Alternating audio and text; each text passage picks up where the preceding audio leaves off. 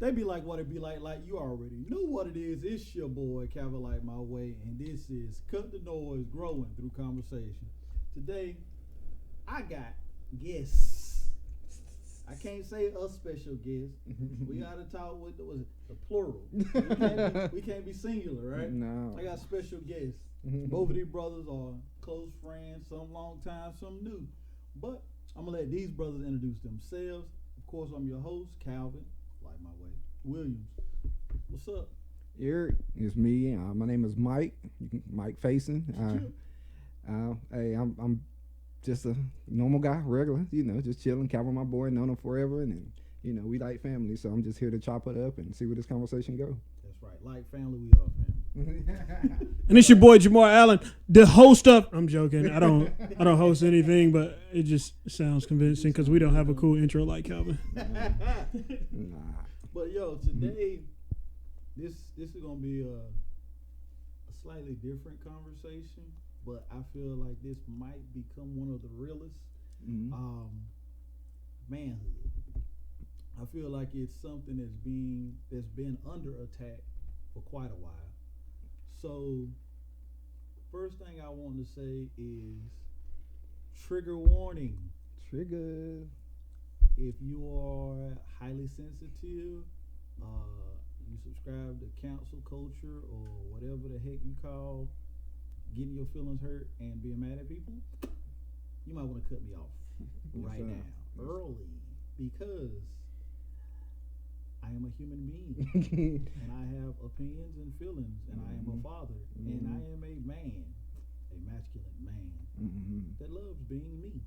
But I love women. His wife. Correct.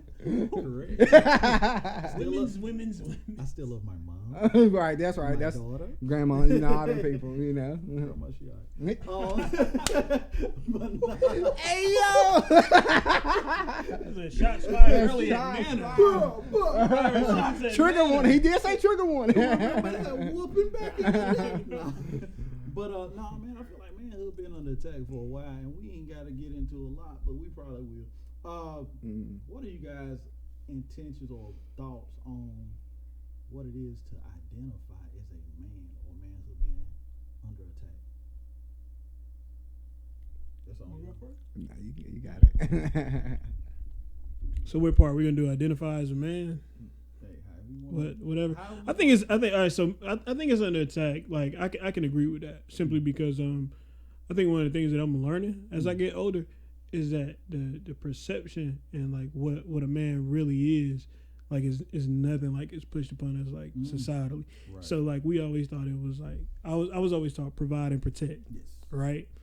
But there was a lack of emphasis on self-care. Yes. A lack of emphasis on communication, a lack of emphasis on like understanding. Like I know this might sound so off, but the love languages, understanding how you need to be loved. Because a lot of times, we get caught up in this mode of like work, do this, do that, daddy, all this other stuff. Daddy, but then it's like, daddy ain't got feelings. Yeah, right. So then it's like, dad, like you trying to figure out why you snapping and stuff. But I think society too also pushes like we can't have an emotional side. It pushes a feminine side on men. Like try and play this thing. And I think you can be in touch with your emotions without your wrist being broke. Right. So you know what I'm saying. So it's like, and I don't think that, but I think that it's a lot of divisive things put in place to kind of cripple and to break black and brown men. I can't speak for any other color because I don't know. But yeah. What about you, Mike? Same. Nah. What he said. Nah. I was about to make me lose my job. Right. Right. Nah, they pretty what you call that? Progressive, so they probably understand. No, they probably will fire me. Yeah, I'm done. Never mind. You got it. What he said. Yeah, right. What he said. Right. Nah, cause then I just play the black card. Oh, so it's because I'm black. All right. Thought Black Lives Matter, bro. Evidently not. But, I agree with you saying, man. And when we say the wrist broke, it's like there's nothing wrong with. I'm gonna say like if a person's homosexual Mm-hmm. and they live a certain lifestyle, that's the lifestyle that they live. Mm-hmm. I'm no judgment as far as that. If that's who you are, that's what you walk in. Hey, the Bible says what it says, but as far as we walking out here every day, absolutely, that's on you. Mm-hmm. There's no ill will towards anyone living an alternative lifestyle. Mm-hmm. Where the issue comes in my personal opinion, when it comes to manhood, is when it's looked at as a negative for a man to think or speak or act as a man would. You know what I mean? As you said, most of the time when we're taught about a man being a protector and a provider. I actually got a training that I did a while back. You know, you might remember. Probably nobody does. But it's called Protect, Provide, and Guide. Okay? Because a lot of times we miss out on the fact that as a man, we are supposed to be the priest of our home. So we're supposed to be one of the first teachers, one of the first leaders that our children or our family should even hear. It should be coming from us. And that's from a position of strength and power, but also of understanding. Yeah. So being a man, like you said, it's just not providing. It's just not protecting, but you gotta do those too. Right. You know what I mean? And it's hard for a man to protect, or it's it's easy for us to provide, evidently, because that's all people want us to do is just work, right? Pretty much. Just work. But something I realized during COVID 2020, it opened my eyes up to the realization that time is more important than anything that you pull out dollar-wise. You know what I mean? Working a job where trading time for money so that we can do all this providing. But with said providing, if we don't have time with our family, it's like we were never there anyway. Right. Like it's almost like you're an in-home divorcee. You're in home, you know what I mean? Like you just in the house, but you just sleep. Yeah. You don't show up to events. You don't give that time. You don't do family trips. Like that's a danger that comes along whenever you get into that grind, that hustle of provide. Like I said, 2020 over mine, because Jesus, it was rough, bro. Yeah. But during that tribulation period, brought more understanding. Yeah. And it brought more strength in my marriage, in my household, with the kids and so forth. But won't nobody teaching that. Yeah. It was a hard lesson that had to be learned. And that's really what this podcast is about. I think too, man, like when you talk about like how COVID affected things, I think too, I realized too, like the memories. You know what I'm saying? Like you don't, that time, like you like that emphasis on time. And I'll tell you one thing that I did, because I wasn't taught things, and I guess life often is the best teacher, right? So I didn't understand living within my means. I kept chasing more and more and more. Like, so I like I had a goal. I'm like, all right, I want this house. I want this car. I want this. I want this. I want this. I want this for my family. I want this. And I was trying to get stuff for my family, and they hadn't even like really left North Carolina. So I realized like road trips. Yeah. I realized like, you know, moving to Atlanta, you know, they was just like, what? You know, for the kids to see black teachers, to see black people driving luxury cars and staying in affluent neighborhoods and stuff like that. Like that impacted my kids like to this day. But in my head, all I want was like more. And I realized like if I live within my means, we can make more memories doing this. Cause this what they want. So if I can figure out how to not fold into society and feel like I got to get the best this and impressing people who don't even like you. I was like, man, that's kind of what COVID taught me, is like, man, these memories and this time and these things like this. I was so glad that I liked everybody in my house. You know how many people broke up, got divorced, domestic violence increasing, like it went bananas. And I was just like, I'm kind of glad I like everybody, not just love, but I'm glad I like everybody in my house. You know what I'm saying? So I definitely agree with you on the time part, the concept of just being a father and putting that time in, or, you know, or being a partner, just a man, and just making those memories, not just providing, saying, like you said, guiding. That's setting an example for them.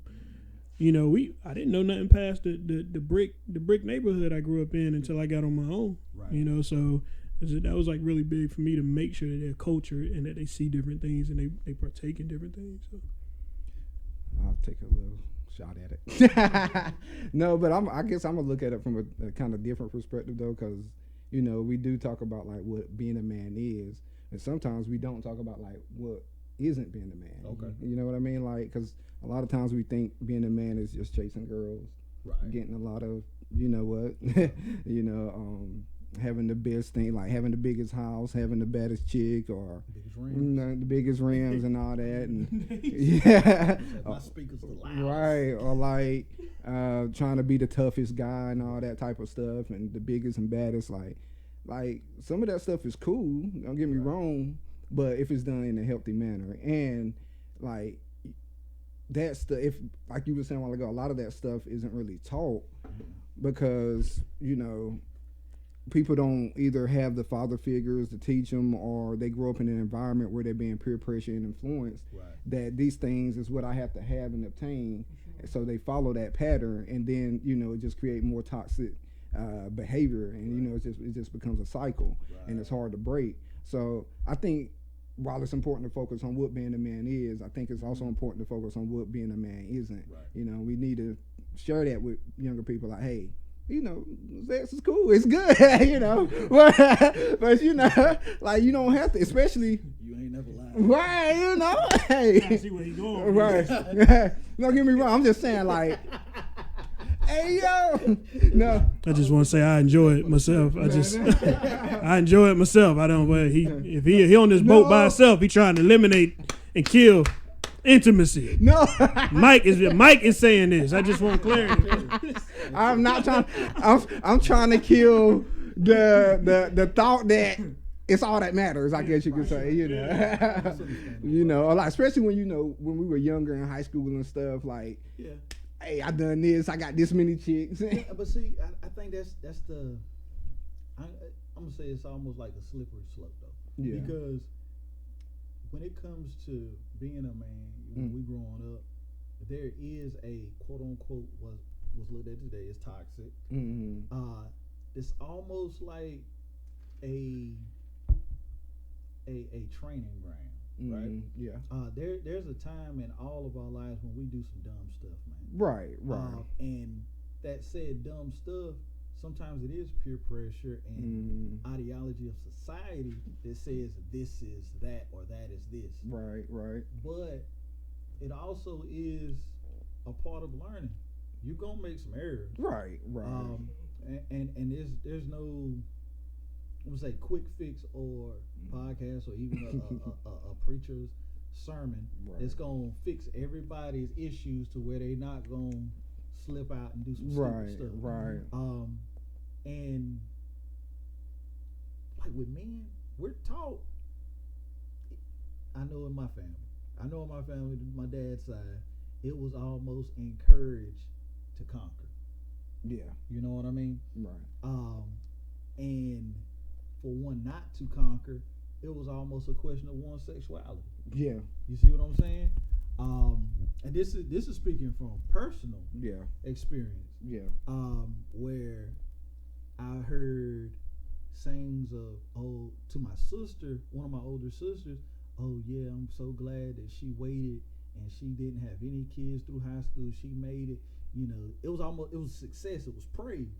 But on the male side, it was, oh, you ain't doing nothing yet. This is true. Like, is something wrong with cuz? Like, is something wrong? He on the other side, and it was it was so. Now that was toxic as hell. Yeah. That was toxic as hell. But that mentality didn't come from my peers. Right. It didn't come from like kids that were my age. It was from these grown ass folks that's my age now talking to the kids. Hey, you gotta go out there and do this. So my question is where does that derive from? Because like I just had this conversation. Why do we value purity and teach our daughters to value their body, but we don't teach our males? And while you were talking, I was thinking, like, does it come from this stigma of African American men being hypersexual and all that stuff? And I'm like, man, like, anything about biblically, man, cats had like multiple wives and so and so, and I, like, of course the times are different, But it's like, so where does it come from? Like, where do we get this? Where do we get this concept that we have to conquer and like, where is it and fast? Cover a lot of ground fast, like straight Ukraine, Russia. Like, you got to move quick, you know. But it's like, so my thing is like, where does that come from? And it's like, if we don't teach our boys to value themselves, about self-respect and about pride and about, you know, valuing your body, but we're teaching our girls that, we're never going to really fix the problem of impulse. Yeah. And I think exactly what you were saying, because as soon as Calvin said that, I thought about the same thing. Like, if we only teaching it to the females, but not the males, then that's just going to lead, like, when males and females come together, it's just going to create a toxic relationship. You know what I mean? Because the men don't really know how to value themselves. I'm sorry. Nah, you good. I'm pretty sure we're going to cut it. Yeah, that's not good. But it's like we all thinking like it's right. It's literally why we have the quote unquote gender wars. Right. And there's such a disconnect when it comes to relationships. Facts. Because our root of intimacy or coming together is coming from skewed views or polar opposites. Facts. Whereas you gotta try to get it and you gotta try not to get it. Exactly. You know what I mean? Exactly. When the reality is we gotta come together in a pure minded sense of learning one another, of knowing one another, and cherishing one another as people first. Right. Before you give anybody your body or put yourself in somebody's body. Right. Right. Because the value that you give away, I'm gonna speak of myself. I didn't lose my virginity until I was like 18, right? And it was literally because I heard that conversation about my older sister. And I was like, yo, I ain't doing that. I don't want to have no babies. That was the whole thing. Don't have no babies while I'm in school. And then once I turned 18, I got it with your brother, bro. Wow. You already know. Wow. I remember. Look, this is the honest to God truth. He didn't know I was a virgin, bro. Yeah. He didn't know. He thought I was out in these streets already. And I'm like, playing the role. Right. And played it well. But once that top came off that lid, bro. Yeah. That was a really rough summer. I'm gonna just say it like that. The numbers went retarded. Like, yo, what kind of math is this? There ain't that many weekends, bro. And I'm not saying this to brag, because God knows, when my wife found out about the numbers, whenever we got together, it's like, nigga, what's wrong with you? I'm a man. I'm a real man. Right? But it was like the thought of conquering and getting there and finally having and finally doing all those negative lessons or toxic ideologies. Once I started, I couldn't stop. It all I gotta do this. I gotta do that.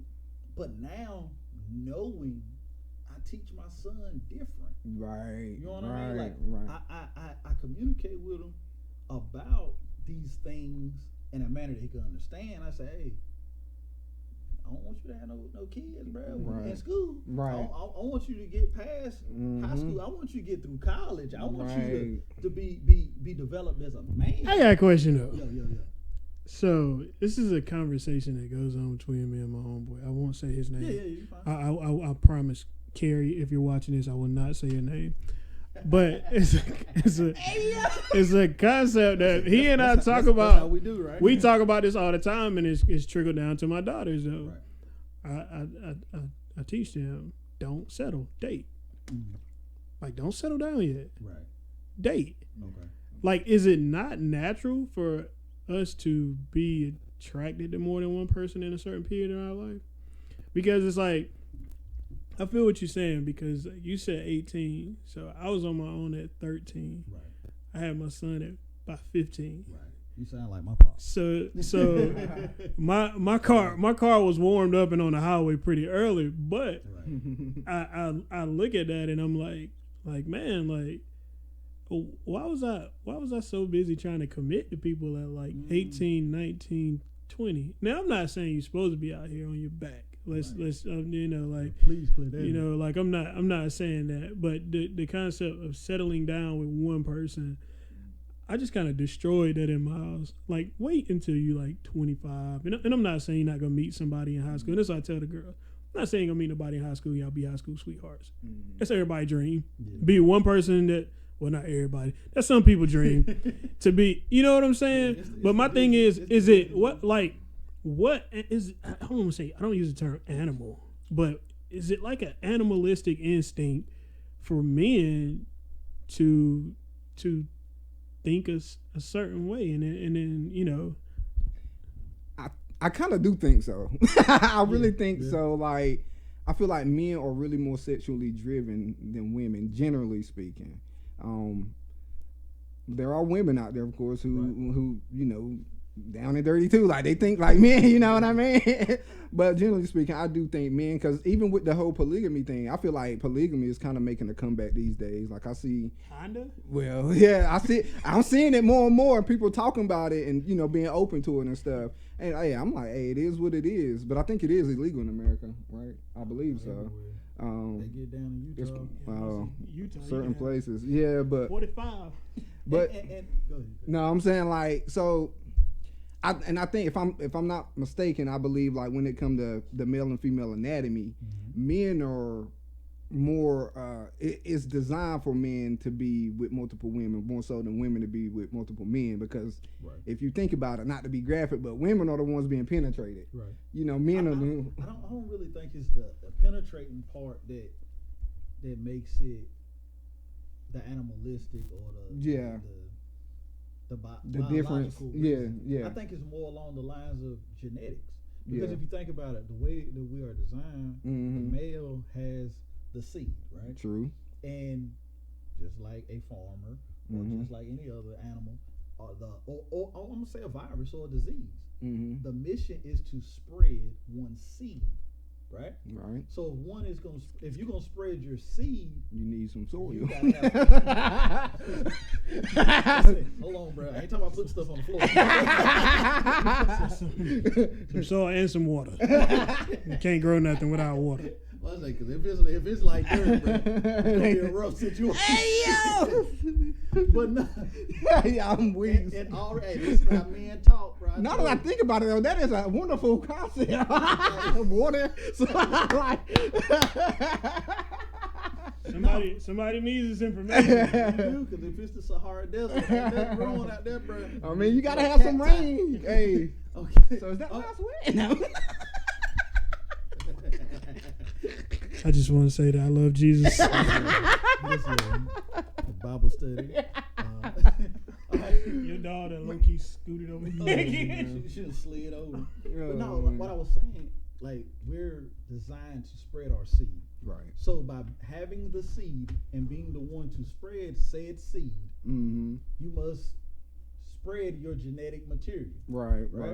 And the concept of a man, the way that we're designed is to spread our genetic material. Right. Just like any virus, any disease, or any plant or any tree, right? So the seeds must drop. And you don't just drop seeds in one spot. True. Now, from the female perspective, the female anatomy is built to carry one seed and carry a child to term, right? Right. But from the female perspective, biologically speaking, and thinking animalistically, right? You want to have the strongest, most able to provide, protecting male genetics, so that male would protect your seed. Right. Now, if I'm not mistaken, it might be baboons or lions. The female will try to have as many males that get at it, so that the male don't kill. Whenever it's seals. It's the seals. My fault. So what the seals do? She try to let it do what they do, because what the males would do is, if they know that they haven't been with that female, they would kill the children, right? Because that ain't my genetics. Right. Because the female wouldn't breed if it had to take care of a child.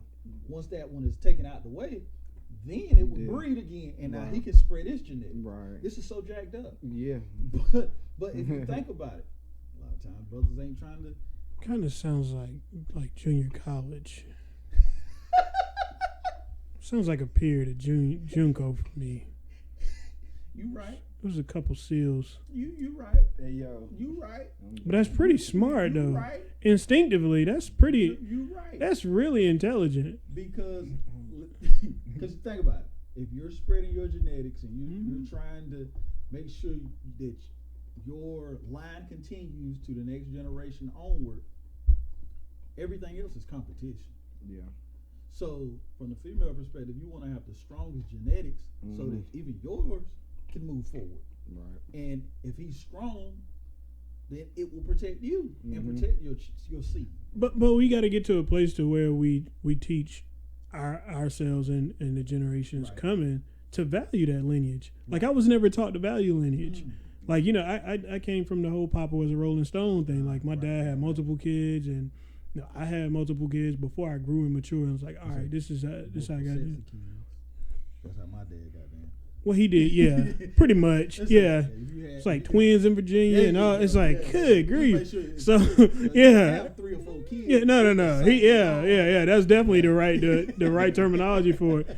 But we didn't protect lineage. Now there was pride about our name. There was pride about the name when my dad's side. There's really a lot of pride about the name and stuff. But as far as protecting lineage and being careful where you plant, being careful where you do things like that, like I didn't learn that till mid to late 30s, where you was just like, oh man, like, you know, by the end it's kind of like you know. So, but it's like understanding that lineage, and it's like then you look back and you're like, man, I really should have been more strategic with where and who I did this with, and also too, so I can provide that time. You got kids here, and I was like, I got kids in different places. You can't give all of them that time and that experience. So now they being shortchanged because I ain't value my body, I ain't value my name, I ain't value my seed. So I gotta figure out, okay, all right, I gotta try and balance this out, and you know, figure out how to communicate and do all this other stuff. But it's challenging when we don't value lineage, and it's just we just kind of like it's just buckshots. Or and that's kind of what I was saying, going back to the sex not being it's not everything kind of point. You know what I mean? Like you have to value that, because you start being out here with everybody, you liable to pop up with a child, and then that relationship probably won't even work because you were just playing around, and then you get in a serious one. Now you got this family over here, and even with polygamous relationships where they are genuinely being. you keep talking about? I think my boy. No, just hey, My boy, like, hey, wife in the military now. Hey, I'm just saying now. I'm playing. I'm playing. If you see this level, they said that. No, but I'm just saying, like, people. I done forgot what I was saying. Y'all missed. I bet you did. No, yeah. They figured me out. Yeah. But no, it becomes tough having to take care of multiple families, even if you are sincere about it, because you got one wife over here, she got a whole family, then you got another wife over here, you got this family, and like you were saying, like I feel like most women, or a lot of women, especially these days, it's like I feel like the society and the way we hype women up, they're becoming more and more independent, if you will. You know what I mean? And like they're looking for that high value man, as it's always talking about. And these women ain't gonna just be in a polygamous relationship with somebody who ain't high value. So if you see, that's the thing when you talk about not even culture. Yeah. Culturally speaking, and with polygamy or even overseas with Muslim and the Muslim right, that a man could have multiple wives if he was able to provide, and if African cultures as well, provide equally for those families. See, that's the thing. That's the thing I think a lot of people are missing with the Western concept of polyamorous and all this stuff. It's just like you got to be able to. You got to be the chief. You got to be able to provide, and it's like, bruh, like you can't, like, you know, like, no, if you really want, it's a struggle. Like, I don't care about the money. You can make all the money in the world, unless you're a trust fund kid. You still got to have that time and those memories and build those relationships. even with those wives. So that concept sounds good because most of the time, most men in the West, we're thinking about just intimacy. Yeah. I want multiple women, and I'm cool with them knowing about each other. And the idea of having the intimacy in a man's mindset is different than what actual intimacy is. Mm-hmm. Yeah. Because a lot of times we thinking about just physical intercourse. You're like, well, why they going through their menstrual deal? I can still be over here. If Thursday I'm over here, or what, you know. And when true intimacy, in a sense, isn't even sexual. It's time. It's activity. Yeah. It's think about it. Just sitting on the couch. This for me. It might not be for everybody. Mm-hmm. But sitting on the couch watching a bullcrap show or the greatest show ever, Right. with my head in her lap, Mm-hmm. or her head on my shoulder. Mm-hmm. That's intimate. That is intimate. That's intimate. That's a loving moment where words ain't even really got to be spoken. Right. We can be laughing if it's a comedy, or even Right. if it's horror, I might be laughing. But just enjoying one another and just being present. Right. Like being present, not here, not in the same building, not he back there asleep waiting to go to work, Mm-hmm. but being present Right. is where like real Right. intimacy lies. Right.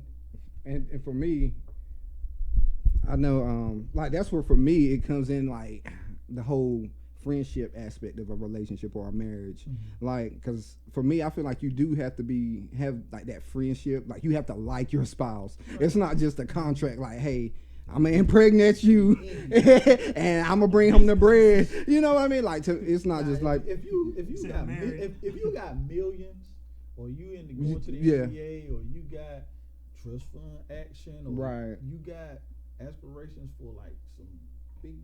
Mm-hmm. It's kind of got to be a business decision in a sense now. Yeah. That's extremely accurate. So that goes into something too that I think about a lot of times too. If we just look beyond emotion, like how we felt about somebody, or how good this was, or how, appearance and things. When you look down the road, like, can you manage money? Like, I make sure I partner with somebody that knows how to pay the bills on time. Right. I can bring it in. I'm just not a bill paying dude. Yeah. I was a pink slip dude. Like, I was like, if I couldn't buy cash, I wouldn't buy it. Right. So when it comes to like finance, I'm not good at that. I can get the money in the account. Yeah. You do what you do. Right. I'm disciplined enough to not go crazy. But you can also look down the road, and what if both of y'all suck at balancing the checkbook? What if both of y'all suck at just making sure stuff is there and planning and different things like that? So now y'all got, all these marriages, a huge percentage of them is just divorced because of financial issues. So there's not an understanding there. Yeah, so we don't factor all that in. So it has to be I'm with you. It has to be a business decision to an extent. To a point, yeah. To an extent, and that best friend thing can get dangerous. It can. Because you can get super comfortable and be like, oh, that's my best friend. Yeah. And it's like, bruh, like you ain't no date nights. It ain't no no Zooms. What I mean, I think everything.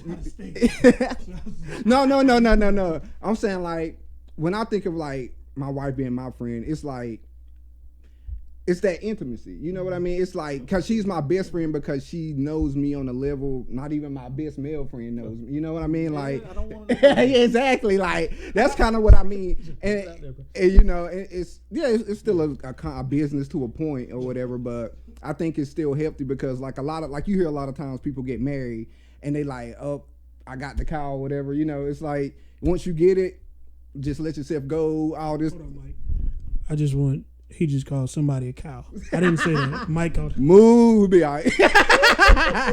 Because some people let themselves go. All I'm saying.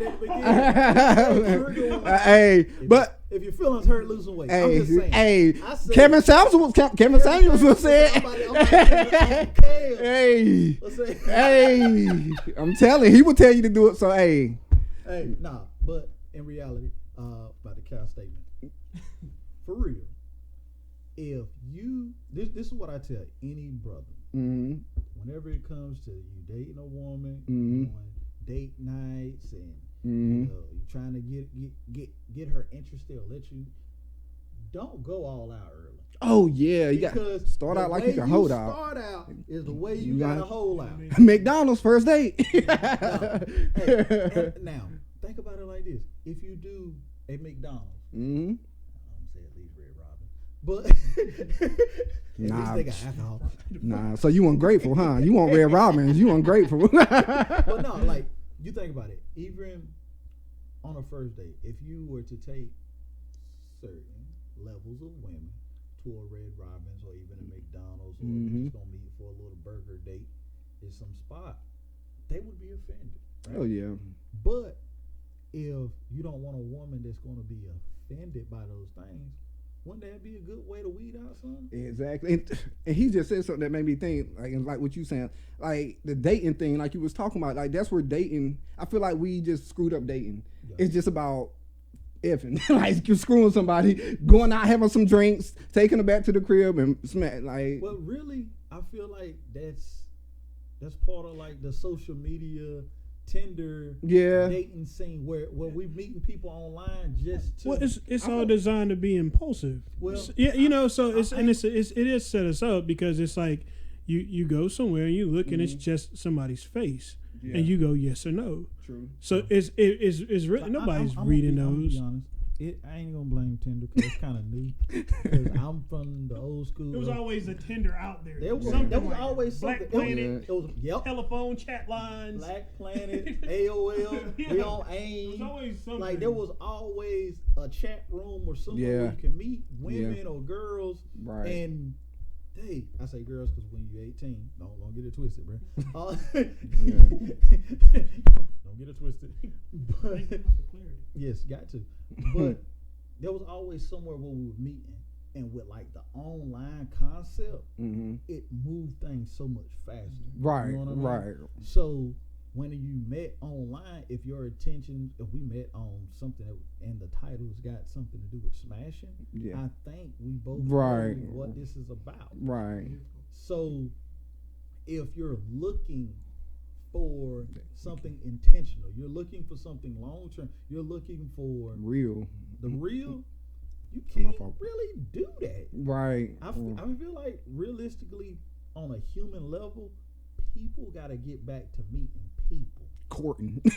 Not even so much, because it's just something like he said earlier about dating. I don't even know if dating is the right word, because like I'm speaking for myself. I ain't put this on y'all. No, this is just me. I feel like whenever I hear dating, it's always the possibility of sex, flat out. Because think about it, there ain't really no reason that I'm paying for anything or going to meet up with any chick if there's not a possibility of sex. Yeah. So with the pay for your own. with the term dating, it's like if I'm and I'm not trying to disrespect you, brother. We just talking, but it's like if I'm telling yo baby girl, go out here and you date as many. I don't want you to even get that misconstrued with what I'm saying. You know what I mean? Yeah. So I'm more along the lines of say like genuinely getting to know somebody on a real level. Yeah. Not just apperances or oh man, I like the way he look on the basketball court. Like, right. So to go to that, that's one thing I emphasize too is like see how he reacts when you say I'm talking to more than one person. You're gonna see he's gonna get pissed off. You see how he acts when he's angry. And when my girl started doing that to guys that were interested, that they were entertaining, you know, you could see their true colors.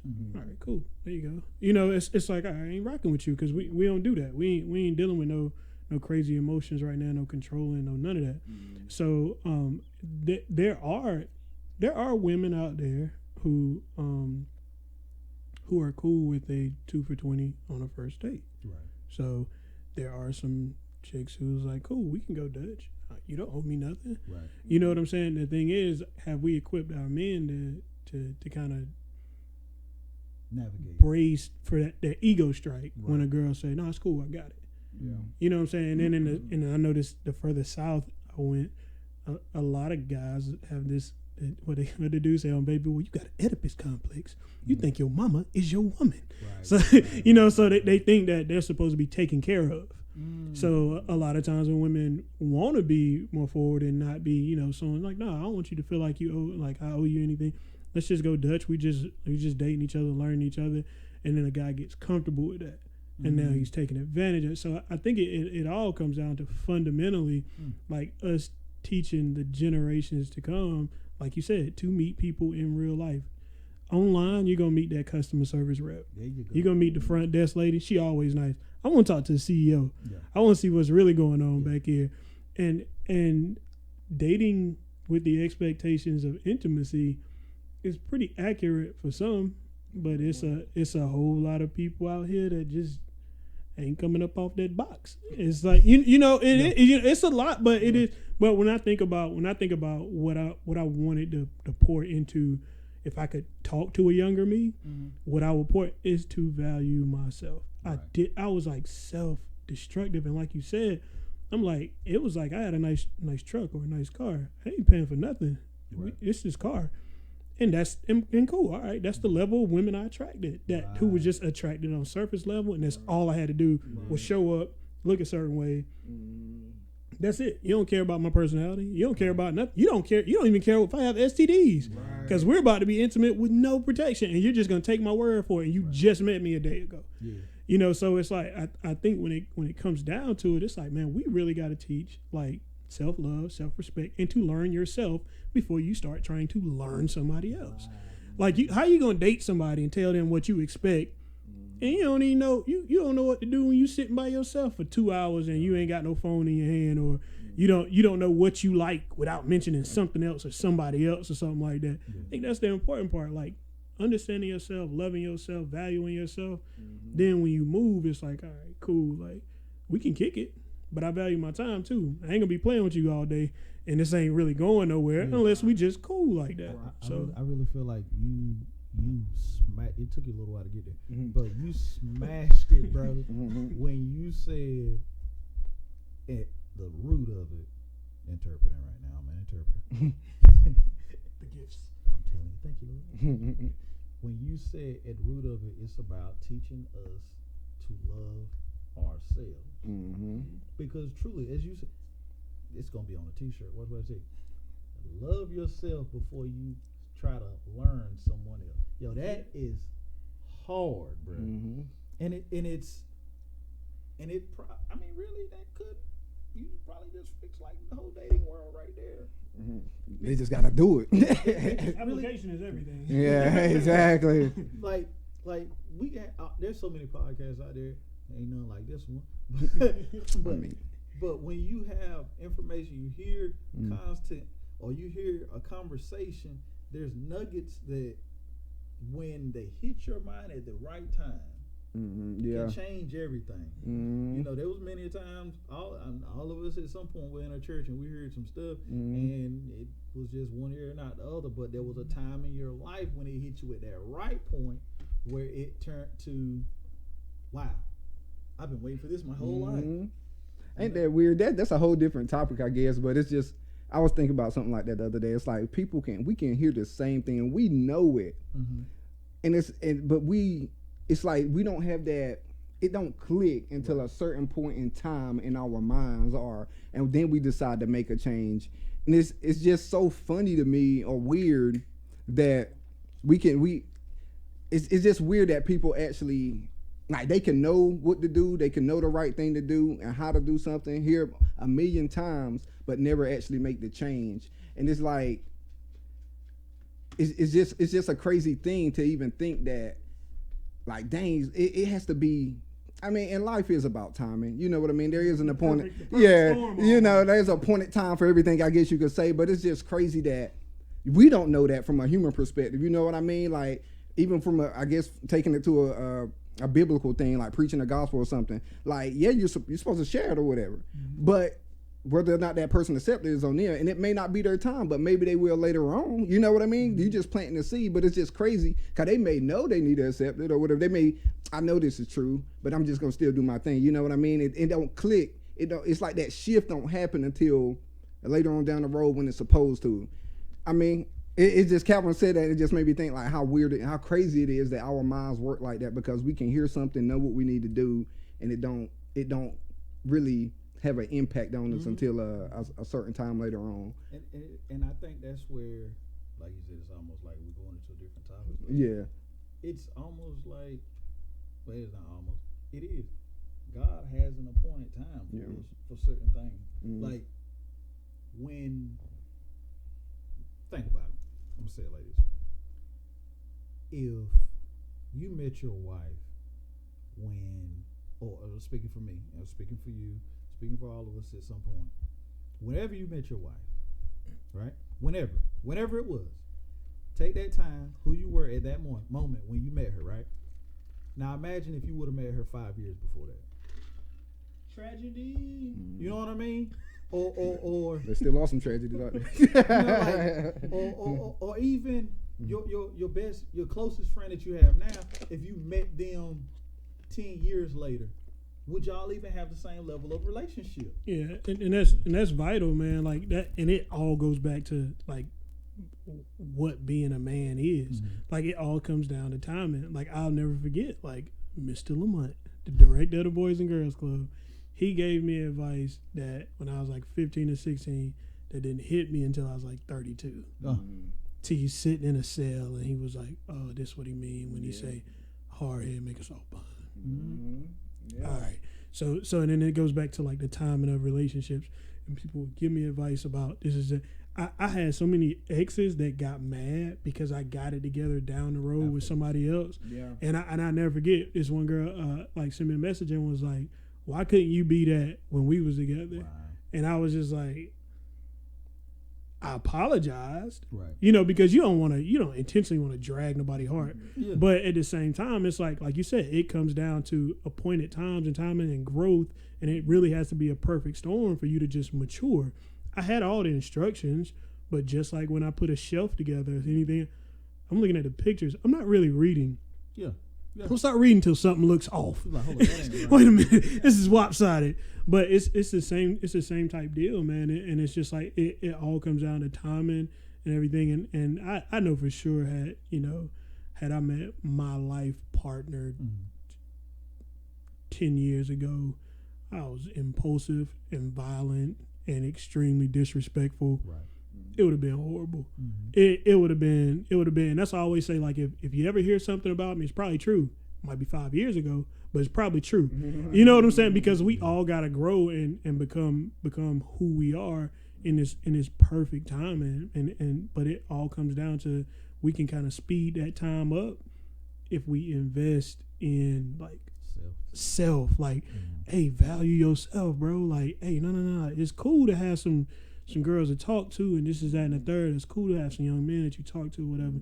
But spend that time with yourself, because that's why people get on social media and on TikTok and they questioning their identity. Right. They doing it based off of follows. If they don't get a certain amount of views or likes or comments and engagement ain't where it need to be. People like me when I show up like. Yeah. Or when I put my podcast out, I'm gonna stop doing it because I only got 5 shares. Right. What? No, it's seed being planted. Yeah. Seed doesn't plant and the next day is it sprouts. Periodically that happens for some things, but for the most part it doesn't really work like that. So I appreciate the time and the process. So yeah. Well, let's go back a second. With me, I feel that I have lived multiple lives. Amen. Inside this life. That's so true. I can't be the only one. That's so true. Like, bruh, I always say, like, if I leave here, bruh, I have lived. Right. I have lived. Right. Yeah. So with that being said and understood, right? Mm-hmm. Is it a point in our life when being a man isn't one point in time, but all of those times, a culmination of period. Hey, bro. I was watching that new Tyler Perry movie on Netflix. He did say something. Oh, that he's the man, huh? no, Madea. I'm playing. Go ahead, bro. Nah, but he said something to one of the people. I am ignorant. And they was talking about marriage, and he was like, well, Madea was like, you know, make sure you say I do multiple times. That went hard. I did. Yeah. And I was like, when he explained it, he explained it. It's your pronoun. Right. Tyler, hey, you confusing me, Tyler. Get it together.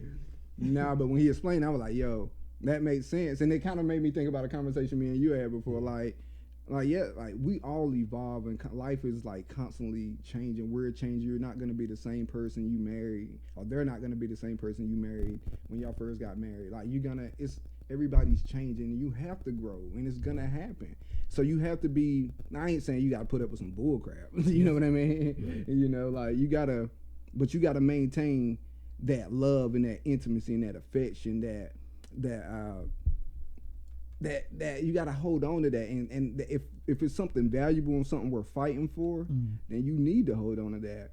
But of course, if it's something that you can't deal with, then you just got to go. But see, that's the thing.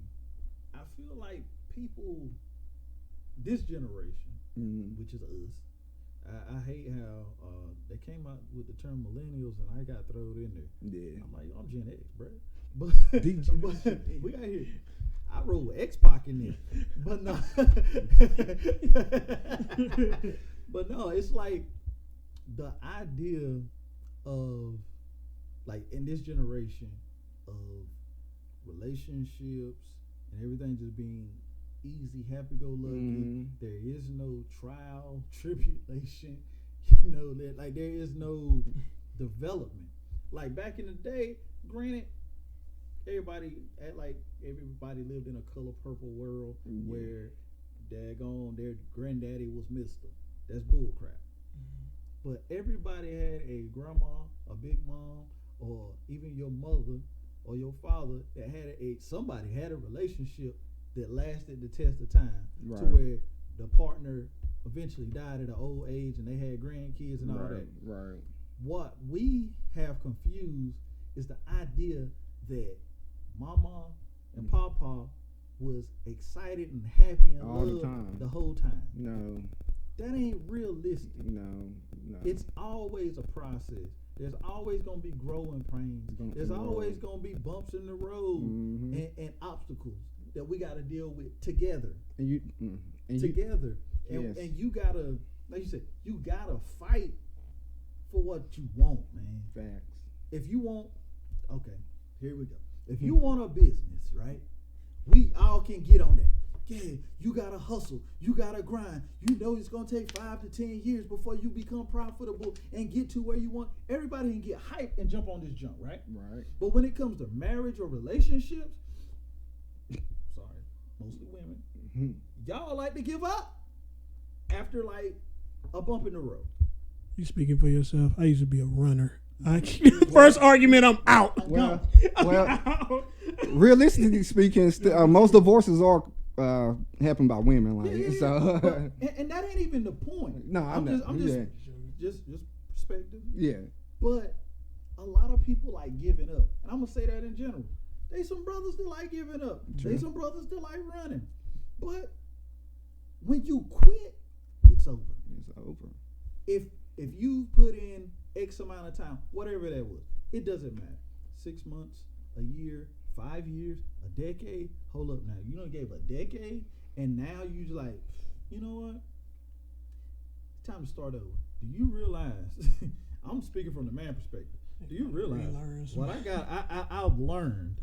You like this, you like that. Whenever I hit this and I do that, you get it, so now I gotta learn all this with somebody else. No, I gotta start over. But is that enough reason to stay with somebody because of comfort? Now, there's always a time. There's always a point. Yeah. Where enough is enough, right? Right. You know, I want to keep it realistic. Now, if you get your ass busted every day, you get busted upside the head with bricks and stuff. You fall down the steps every 2 weeks. It's probably time to go. You gotta go, baby. It's probably time to go. Men too, bruh. Men too. Women got heavy hands too, bruh. But mouths, because you can be verbally abused so bad that it's even worse than the physical abuse. There's a lot of men out here getting emasculated because of a slick tongued person, place or thing, however you're doing that. But you got, man, you know I gotta shoot the jokes now. They coming for you. But realistically, right? You gotta know when to hold and when to fold. Right. But you can't fold just because, at the first. Just because he looked at his cards a little long. I think he got the winning hand. I don't want to lose. I'm out. Right. You know, like, give effort. Give some effort. Because you're not going to be able to quit on your child. No. You're not going to be able to quit on your great grandkids. Because if you already started, you out there already. So it's coming. You're not going to be able to quit on... Well, no. Well, I think that goes down to when we start talking about relationships. Something I learned when you said that people quit and walk out, and one of the things I've never, up until now, I never sat down and had a conversation before getting in a relationship about expectations. Yeah, right. So a lot of times I was disappointed because something didn't pan out, and my partner had no idea that was even expected of them. Well. That's just not me. I can't do that. Well, we should have had this conversation before. Now here we are 3 years in, but a lot of times we get mad at women or women get mad at men. Yeah. We get mad at each other because we never had a conversation about expectations. Like, so what's your idea of a man? Like, you know, we got our concept of what a man is, and some of us are undefined. Like you said, it's a rolling thing. It's something constantly developing, and we're still learning it. But if they say, oh well, I think my husband should do this, that, and the third. You said you get in a situation and you be like, well, I thought you was gonna do that. And you like, well, why? Right. Well, my dad did it like that. Right. You know what I'm saying? And it's like when you get to that point, the way you want to run and stuff, it's like I've learned you got to have that conversation about. I don't expect you to abandon me. Right. I had some issues growing up. Now, if you take off, if you leave, it's gonna be hell trying to rebuild that trust back. Because now I'm looking at you like you're gonna abandon me like people did before. Right. So let's have that conversation. It's like conversation about expectations. How do you handle conflict? So do we let stuff sit and simmer for 2 years and then it just blow up at a cookout? Right. You know what I'm saying? And I think a lot of times what happens is men, we don't communicate. So I'm part of another podcast and we talk about that. I won't promote it here. But go ahead, put it out there, man. You're coming. You're coming. If I come you're coming. You're coming. You're coming. Wear your hoodie. Wear your hoodie. But that's just one of the things. It all comes down to communication too. Right. Like when we get in these relationships, bro. Like I don't. Man, it ain't nothing to have a conversation. We can talk about TV, your favorite movie, your favorite song. Who better, Tupac or Biggie? You and her going back and forth. Drew Hill or Jodeci? Well, Drew Hill is a little Jodeci, and you talking all this stuff, these great conversations. But you sit down and be like, "Hey, what, do you expect me to rub your back when you get off work? Right. Or would you rather me buy you something? Or I'm about to say, and that goes back to what he was saying a while ago. Yeah, you know what? They was spilling, man. I love it. No, but that was I forgot which one. I think it was you, but you was talking about that conversation, like getting to know the person or having that, like getting to know people before we start doing all this other stuff. Like if we did that at the beginning, they would know how you are when confrontation comes. They would know what you expect when it's time to get intimate. They would know what to expect when y'all about to start arguing. They would know whether or not, okay, I need to give him time or her time to calm down before I start trying to have this conversation. Like we really need to learn ourselves first and each other, and then our spouse or the person we're potentially going to be with. So yeah, and I think that kind of goes back to what you're saying as far as like not giving up, because even if you never had those conversations to begin with, it doesn't mean you have to just give up because there's a bump in the road. Sit down, go through some therapy, or do what y'all have to do to figure out why that bump is there so y'all can get it over. You know what I mean? Absolutely. Because you may realize like, dang, we didn't talk about that. And that's why we're here right now. And that's why we're struggling with this. And then once y'all communicate about it, you know how to now overcome it, and then you prepare for a future situation, a future similar situation. And see, this is the thing: when conflict arises in any relationship, a partnership, business, marriage, it's time to have a conversation. Facts. Because in business, what we have meetings, right? Mm-hmm. We'll pull a meeting up real quick. Right. I need the board to get together. Hold on, we got to get up with these cats in the mail room because the mail ain't getting delivered. Let's call a meeting, right? But whenever there's an issue in the home, it's like we isolate. We either isolate or there might be an argument. Shut down. You shut down or whatever. However it's handled incorrectly. Yeah. Right. There needs to be a conversation. Facts. That's kind of why that's really why I named the podcast "Cut the Noise," Growing Through Conversation. Yeah. Because that's really, in my personal opinion, the way we get through life. Is when we cut the noise out. Not to negate the fact that you have feelings or your emotions. They're valid. Right. They're yours. They're a part of who you are. Right. That makes you you. But sometimes emotions and feelings can be noise. Sometimes, right? You may be an analytical person like myself. I like to handle things very logically. But sometimes somebody else's feelings matter a little bit more. Sometimes you gotta listen so that you can hear. You want to listen to understand what the other person's going through. Like that's key in conversation. Most of the time, when it's funny, right? When you listen to like different content online, I'll just leave it at that.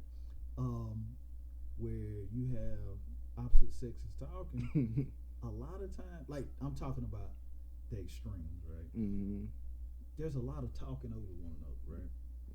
But with men, more times than not, some people be activating in their feminine energy, but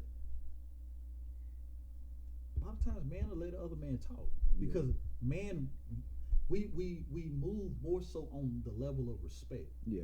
You understand what I'm saying? Women move out of competition.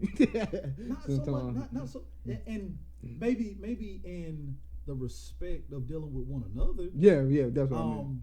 But when dealing with men, a lot of times women have conversations out of emotion, especially on camera. Right. I mean, I'm not talking about the general world. I'm just talking about content wise. No. I don't need no smoke. I know what you're talking about. But you have a lot of back and forth or cutting one another off or listening just to reply.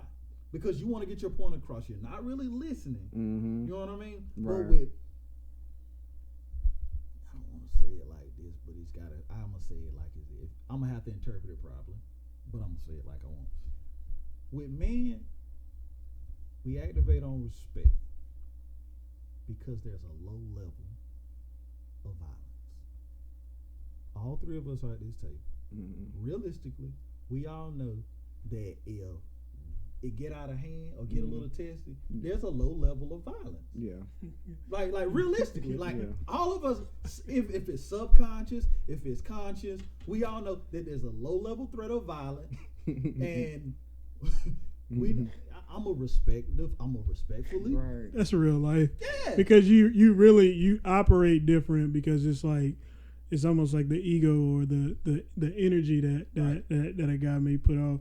And it's just like, all right, if this goes left, I got, and it may be culturally where we came from and how we operate because we just like you never really know, and I heard a therapist say, a doctor say, she said that we're kind of genetically engineered not to trust. Right. So we already come in kind of reserved, but in that reservation, I think that's how that respect grows because you're allowed to let somebody else talk and hear their point. And then again, I've seen situations where I've been the more emotional one in the situation because I wear my heart on my sleeve. Like that's just me at times. But as I mature and as I get older, I'm learning, bro, let's chill. Let's talk about this. Let's talk. Let's. I don't think now a good time. But if you want to talk now, it's probably gonna go this way. Yeah. And I've had some situations like that too. But you made me think about something. something. It was like it was in reference to battle and war and just being strategic. But I heard this dude say, this attorney say, he said, you got to remember, he's a family attorney. He said, you got to remember, everything you send out can be used against you in court. Like it was like a custody thing, right? And I said, man, he was like, that immediately takes impulse out. It takes emotion, and it's like, we think logic. All right, let's just deal with facts. I know your feelings hurt. I know you're disappointed. I know you so and so and so. But let's just deal with facts. You perceived it this way, but this is what I meant. Right. We may never agree on that. Let's just agree to disagree. You perceived this. This is what I meant. I apologize for that. My bad. Yeah. That's on me.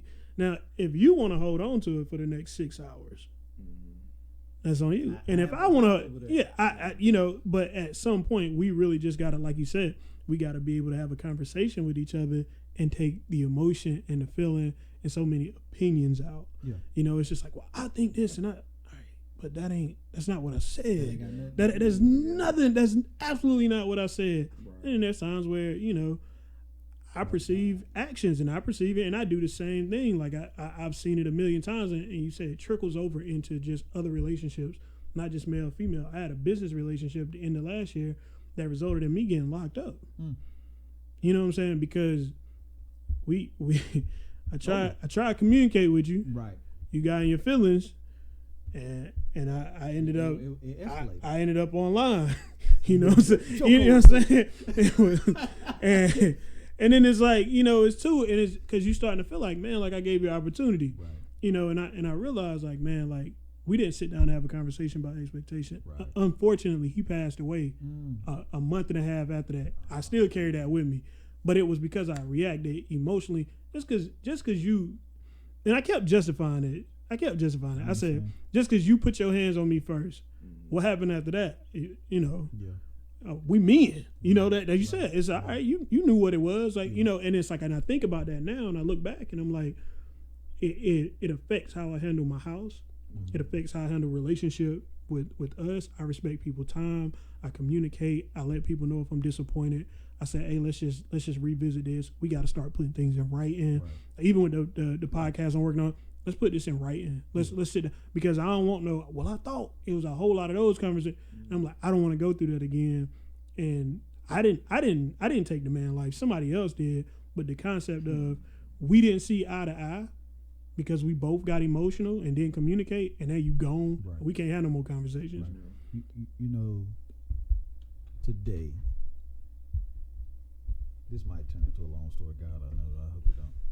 Today, I was at my mom's spot, right? And I love my moms, like most mama's boys do. Proud mama's. Oh, proud mama's boy. Mm-hmm. I love my mom. And let's say I was at my mom's house. I just said, like, I was at my mom's house after some business stuff that went down. Me and my son were talking to my mom, so my cousin showed up, and this dude pulled up with my cousin, and they came in, started having a conversation. My cousin talking to me about the last podcast. Check it out. Spoke about Bitcoin. It was amazing. So we was having a conversation, but the other gentleman that came in with him, I had so much anger and resentment, and I wanted to get this dude some work today because of something that happened 8 years ago. Now, just hearing that, you realize that your boy still got work to do. Okay. But it depends on what it was. I was like, boy, if you don't tell us the story. It depends. If I told you the story, I feel like I'm trying to justify what happened, right? And that's you not my boy. You got it. I'm sure I did. Hey. But the thing was, I was in touch with my emotions. Right. I knew exactly when they pulled up. I knew who was coming in. My grandma was on the porch. I heard them talking. I knew they were coming in. I had a little time to prepare myself because I know it's been 8 years. Mm-hmm. I know that my weakness is my heat. Mm-hmm. I got a temper. Mm-hmm. a lot of the reason why I joke like I do and I take things lightly is because I know who's under that. Right. That next level. You know what I mean? Right. So I don't take a lot of things as serious in some respects. Right. Or at least it may come off like that. Right. So I joke a lot. I laugh a lot. Right. And if I offend folks, I'm pretty much, like you say, I wear my heart on my sleeve. All my emotion comes through in my face. For sure. Every facial expression, you're going to know exactly what I'm thinking. Like, Learn that fast. Listen, he did not understand what I just said. And then you'll keep talking, and then you'll see whenever I get up, like, oh, yeah. You're like, I'm just like that. Yeah. So, 8 years ago, my pops passed. When my pops passed, we were having a gathering at the house like we do before funerals. And people were there. This gentleman was there. And at the time, I mean, he's a long family friend. He knew my mom before I was born, whatever. But he's a married man, and he has kids, and he's a jackass. But my dad wasn't even in the ground yet, and he was drunk, and he said some slick, And at that point, I was 8 years ago.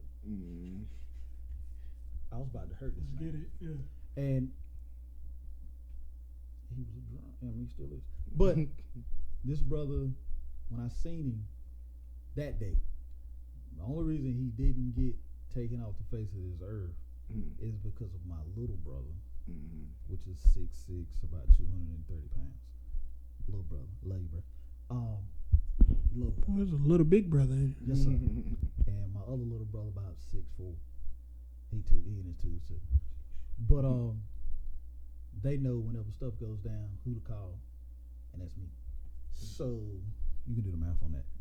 But I really wanted to hurt this dude. He said some slick stuff that was very disrespectful. Trying to say some slick stuff as if he was trying to holler at my mom while my dad is yet in the ground. Yeah. So I got heated. I almost went to work, but it didn't go down. And since he has not said a word to me, because he knows me. But today was the first time that we even had words. There was no deep conversation. He knows my mom. Mom cool, she let him in. They talked, fist bump.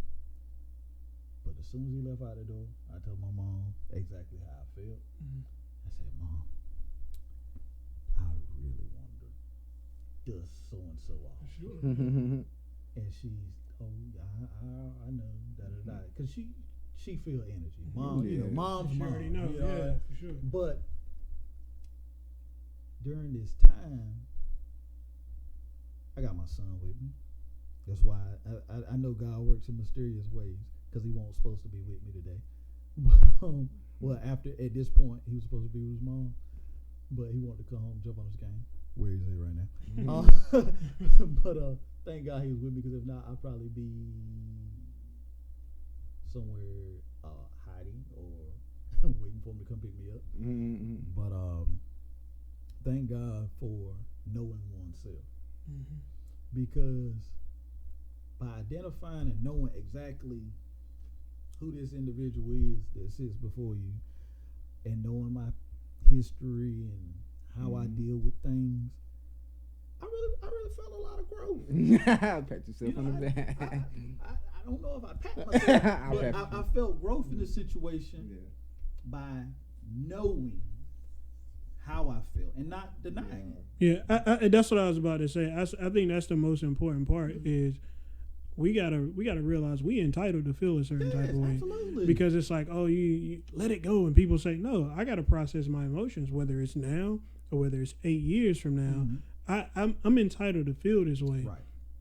And I'm not gonna sit up here and suppress it and act like I'm okay just for the sake of you. Right. But then it's like you know, God knew what he was doing. He knew that you weren't gonna gamble with wifey, with the kids. Right. You ain't gonna trick yourself out your freedom. Right. You also know the law. Like, now, if you walk through that door, then it's something else. You know what I'm saying? But at the end of the day, I think that's how it is. Like, we got to learn how to process that you were offended because you honor your dad. Right. You felt he was being dishonored. And literally, me and my son had a conversation in the car, because after he left, I told my mom, I really wanted to cussed bro off and yada yada yada. And then Jay said, what happened? Can you please tell me the story? Kind of like y'all did. So tell me the story, Dad. I want to know. I said, I'll tell you in the car. I'm too mad right now. Yeah. So later on, I told him the conversation, and I told him the story, and we had a conversation, and it was about said emotions. I said, there's nothing wrong with having feelings. You are a young man. You can be mad. Like the Bible says, you be mad, but don't sin. You have to know where those lines are for you. Right. You know what I mean? And you got to be real with yourself to know, maybe I shouldn't go to this, or I shouldn't go to this event because of the atmosphere. Now, we joke about it a lot, but that's why I be like, who all gonna be there? Absolutely. It ain't no disrespect to nobody, but I also know that I gotta maintain peace. I gotta maintain integrity, and I also got an image to uphold as the priest of my household. Right. I'm not about to sit up here and be like, you know what? Unless we have a conversation, I don't want to have this conversation at the game night. You know what I'm saying? All right, cool. All right. Well, I really want to go. Man, shoot buddy my number. Tell him to give me a call. Right. Let's either chop this up beforehand, or I just steer clear of it. Yeah. You know what I'm saying? I'm at a point now in my life where whoever want to make peace, I'm with it. Yeah. I've made peace, but if you want to verbally like make peace about something, then cool. But then again, there's some things that are a little deeper that we all gonna need work on, and it's gonna be like, hey, like, yo, I remember 97, bro, and be like, what? and it's like, yeah, like you were in a different place back then. You know what I'm saying? You still carry a lot of that stuff, and that's one thing, like you said, about knowing yourself and knowing your boundaries. That's so important, because if you don't know, you keep putting yourself in these crazy situations. And it's easy to blame whoever. You may be justified in dragging him down the steps. That might have been, but at the end of the day, do you trust your mom? Do you trust your mom know how to handle herself when somebody do you trust wifey when she at the store and somebody like, what's good with you? Da da da da. Like, yo, I gotta trust that you operating in the right lane, and you know, buddy was out of line, and I still might uppercut him one night if the timing is off. But it ain't gonna be right now, you know, especially not in front of my son. I'm trying to teach him that. Point in time. It's still a point in time. People forget God has got a vengeance. God ain't play. God ain't all just grace now. He ain't just grace now. I see it now. You know? That's the crazy thing about this. Because I literally said that to Jay. I literally told him that about God. I said, because we were actually watching, I don't want to say it was a video or YouTube or something about, I'm random guys, I'm all over the place, about Batman. And the dude was talking about superhero shows or whatever, and there was an analogy made about there's all, people can have their own, this is where it gets off, y'all. People can have their own Jesus. And, yeah, I'm going to get there. People can have their own Jesus. And some people, Jesus may be of grace, and some people may be of vengeance.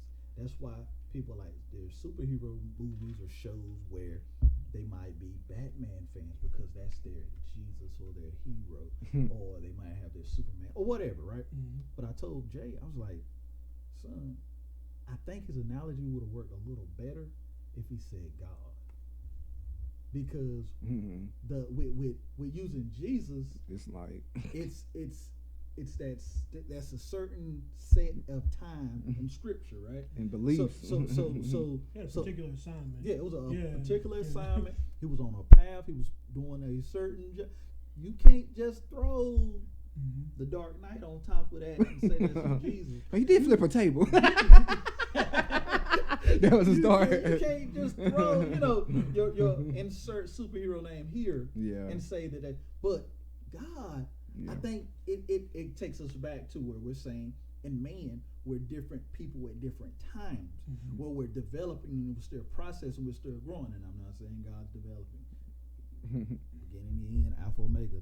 Okay, I'm here. I'm still there. Don't get me twisted. He is the development. He is. I am. But it's along the lines of, as we interpret and we read Scripture, we read it from the ideology or the mindset of this process. And through understanding or interpreting the process in Scripture, we on the surface, visualize it as the God of wrath from here at this point, and then he got some rules, and if you mess with those rules, you get the thunder, bah, bah, bah, bah, bah. You get dusted off, you get burned up, bah, bah, bah, bah. And then when he got to he had a son, had his first child, right? He had a son. When he changed, that's when I changed. Ain't that something? Had to do it. Had to do it now. Then it was a God of grace, understanding, and peace, right? And then you get into Revelation, you get a mixture of all of that. But if you dig a little deeper, you will realize that there was always grace throughout Scripture. That there was always a way maker. And always restoration. Always. It was always there if you look. Always there. It was always there. But on this 1, 2, 3 alphabets version of the gospel that people give, it's out of Old Testament. That's old. We preach from here onward, and it negates the essence of growth. It negates the development of the walk. It negates the human experience, because as people, we have to be shown the example. But if said example is pastor or first lady or brother James or brother Tom, my dad's name was James, but my dad named James too. Oh man, my dad named Eddie. Might be the same dude. I saw somebody. Hey yo, no. He was a Rolling Stone. But the truth is, when we're shown this idea that you've always been perfect and you haven't developed along the process, you haven't learned and you haven't bumped your head or tried and failed, it makes people look at Christianity like, damn, like, is this even really possible? Because everybody else in here seem like they got it together, and I'm struggling. I'm fighting this thing, but everybody's speaking like they've been saved forever. And I think that's terrifying, because you have a desire, you have a natural desire to serve, to walk a certain way, and to do these things. But all the men you see, nobody's talking about their flaws. Right. So we gotta hop on podcasts and listen, and you get to see the humanity of these people that you held in such high regard. Right. And it's like, I used to be so worried about that, because you got PR people and you doing like entertainment and different things, and like it's like image is everything. Right. But I was just like, part of my image is the truth. Part of my image is the growth. Like, the reason I felt like I was cool with church but not relationship, because I couldn't trust God, because nobody ever taught me who he was. How do I trust you but I don't know your history? Right. If I'm going to get a car, they're gonna run my credit. If I'm trying to buy a house, they're gonna look at my work hit. And it's like, and you trust the bank, you trust the brokers, you trust all these financing, you trust all this stuff. But for some reason, when it comes to God, like, how do you just kind of, like you said, negate all the history, everything that he's done, whether it's Old Testament, whether it's whatever, and you look at like Christ, like, you know, 3 years of ministry, he's a carpenter, like he did all this stuff in his time, and you see the human side. He's a lot more human than he was in church. You know what I'm saying? And it's things like that are just really important if we're gonna follow him. Right. So if we're gonna follow him, he didn't sin, but he was human. You know what I'm saying? And he gave us rules, and he shows us how to operate in that. And a lot of people, like you said, they just want to dismiss certain things about God and about Christ. And I think that's the thing that turned me off the most, is I don't want to be in the trenches with somebody who ain't never let their gun bust. Like, you can be a peacekeeper. I feel you can be great at negotiating, whatever. But even if I be like, man, he ought to be look me in my eyes and say, bro, right. And don't embarrass me, but tell me in the car, what you about to shoot? Yeah, I was gonna like. I know the feeling, but this what you got to do. Yeah. Give me somebody that been in the trenches. You know, give me somebody that care enough about me to want to see me grow. Right. But you got to be able to understand me. And if you don't, like, I'm fine with it. But, don't take away just the past and pick and choose what you want to use and how you want to use it and different things like that. I want to know all of God. Right. I want to know. I want to know. And I look at Psalm, and if you look at the Psalm David wrote, man, you can see that dude doing like this. Sir. I was like, boy, he was going through some a mental health crisis. Yes, sir. 1 minute he was like, oh, who is God? And God like, bro, look at the trees. I'm here. Like, where you at? And it's like, and then you see all these beautiful songs he write and all this different stuff he did. But it's like, let's talk about the reality of the scriptures and the people who translated it, man. And that's the beautiful thing to me. And I just wish more people were more honest and open and direct as we're trying to be and growing to be. So and see, all of that you said just brought it full circle. That's the picture of what it is to be a father. Mm-hmm. Mm-hmm. Literally, it's being able to be real with your history. Right? That's scary now at times. Mm-hmm. It's scary, but to be real with your history. Be real with the background. Be real with what you've been through so that you can share, so that you can help develop and give those lessons. Because even if people believe what they want about the scripture, you can be agnostic, atheist, it's just allegory. That's perfectly fine. Whatever your belief is. I don't judge nobody. Do your thing. Whatever. But even if this is just stories of moral, right? Let's look at that. Right. Let's look at the story. Let's look at the essence of why. What is to be learned in said situation? Because if it did not happen, can you not still learn something from this story? Take the meat, leave the bone. Right. Take from this and learn and move forward. Develop and grow as a human being, as a man, as a person, as an individual, on a level where you are better today than you were yesterday. You kind of know where I'm at on the whole God thing right now. But I got verses and stuff tatted on me. Because Christianity, like you saying, like I think about that. I'm not gonna get deep into my mentality on everything, but it's like you said, if you can read the Bible and always get something from it.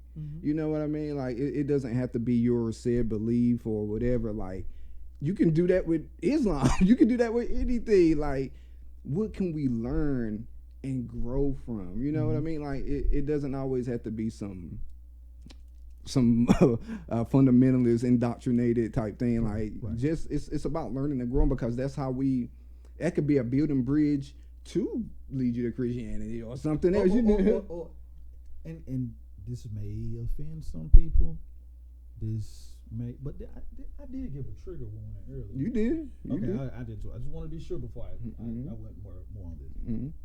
I personally do not identify how people do this as a Christian. Not because I don't believe the book, not because I don't believe in the Most High, not because I don't believe in Christ. I don't identify as a Christian because of my personal belief. Yeah. My said personal belief is in script. Period. That's me. Yeah. That ain't got to be my brother. It ain't got to be my friend. It doesn't have to be my mom's. It's just me. I don't identify in a group with a group because I didn't come here in a group. Yeah. I'm not going to die in a group more than likely. Yeah. They buried me. I'll be in the box by myself. You know, like what I identify with. We pray that things aren't so bad that you gotta put multiple people in the box. I'm telling you. But think about it. Throughout history, there's been mass graves. There's been, just like we got these things going on in Russia and Ukraine. They're just like the Holocaust, just like World War I, World War II. Just you go back eons. There's been situations that arise in the world where war happens on a grand scale, where the bodies are just laying, and there's just parts and pieces, and there are mass graves. So I say prayfully, I'm in that box by myself. Hopefully ain't no news going on. But honestly, realistically speaking, right now, I identify as such because I feel to have a relationship with God is just like my marriage. That's between me and her. Mm-hmm. With God, it's between me and him. Mm-hmm. Now, the relationship that I have with God and the relationship that you have with God may in turn have our relationship stronger. Mm-hmm. It may develop us to grow on a more personal level, mm-hmm. but our relationship isn't defined by your religious belief mm-hmm. or wherever you stand. Because I know every single one of us at the table got a friend that believes in something completely different than us, right? Mm-hmm. But that doesn't stop them from being our friend. It doesn't stop them from being someone that you can call or that'll call you whenever they in need or just need a conversation or just want to go, hey, let's grab some drinks or grab lunch, whatever y'all do. Yeah. Or grab drinks at lunch. But just, like today in society, like we're so caught up on identity in a group setting mm-hmm. when the world really don't give a damn if you call yourself a boy or if you call yourself a girl. The world doesn't care. Today's society makes us believe that it's so important for everybody to agree with what we believe that it's madness. Nobody, realistically, don't nobody at this table really care, right? Really about what's going on in anybody at this table's life they haven't spoke of. Why? Because they don't know. And really, if we did know and we heard about it secondhand, we probably still wouldn't care. As long as it ain't some. Yeah, as long as ain't nobody in harm or in danger. For sure, yeah. Like we don't really care. How many men in the comments below? Write something on the podcast in the comments, okay, brother. If you made it this far, God knows I love you. Follow you in here. Might as well. Okay. If you ever sat down, your wife was giving you a conversation, a lecture, or telling you about something that happened with their best friend or their sister, or what happened with mom or some random person at work, right? Mm-hmm. And you did not care at all. But because of your relationship. Yeah. I just want to say I've always cared. Cap.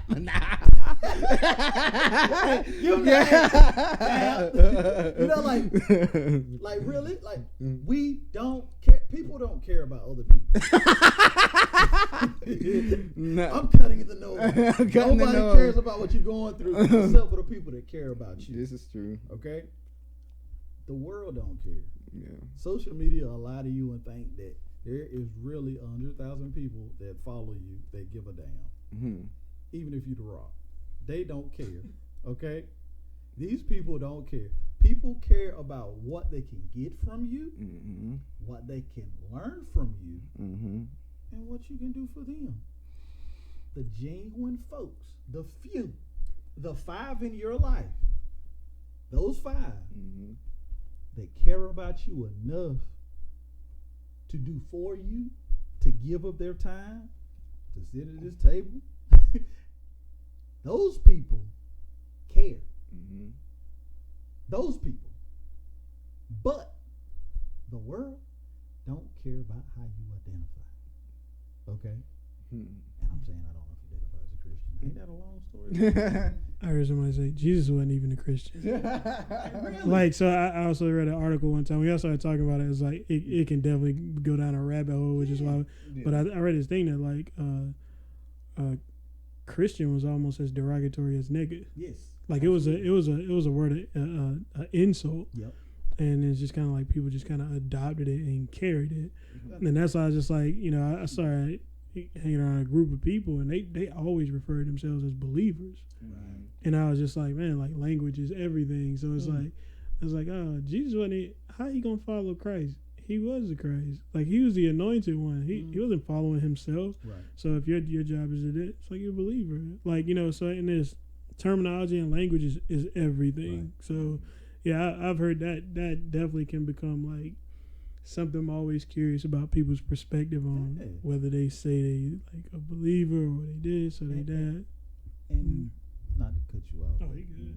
You say nigga be nigga something. But it's like, as I said, people don't care. But when we have this group mob mentality about things that we can grasp on and make us feel like we're a part of something, we really don't have to dig any deeper. Right. This is just a little add-on for that, right? Because there's a lot of quote unquote Christians, believers, that are only believers in word, not in deed. There's a lot of people that go to church that know script, but a quote script. But whenever you hear them engage with their brothers, their sisters, their family, their friends, they sound just like anybody else that's not a believer or Christian or a positive individual.